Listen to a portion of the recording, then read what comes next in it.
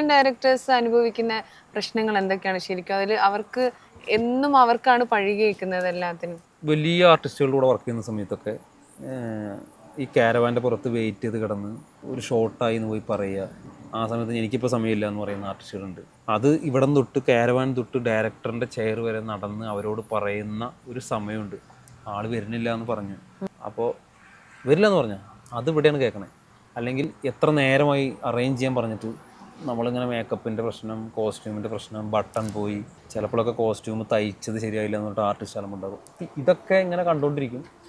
അത് കഴിഞ്ഞ് കുറച്ച് നേരം കഴിയുമ്പോൾ ഡയറക്ടറുടെ ചീത്ത കേൾക്കുന്നത് ആയിരിക്കും. പിന്നെ ചില ആർട്ടിസ്റ്റുകളുണ്ട്, ഇനിയിപ്പോൾ ഡയറക്ടറോടോ എടുക്കുന്ന ഷോട്ടോ താല്പര്യമായില്ലെങ്കിൽ അത് മുഴുവൻ അസിസ്റ്റൻസിനോട് തീർക്കും.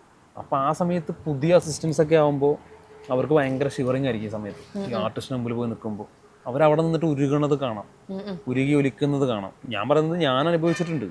ഞാൻ വലിയ ഒരുപാട് നടന്മാരുടെ കൂടെ വർക്ക് ചെയ്തിട്ടുണ്ടല്ലോ.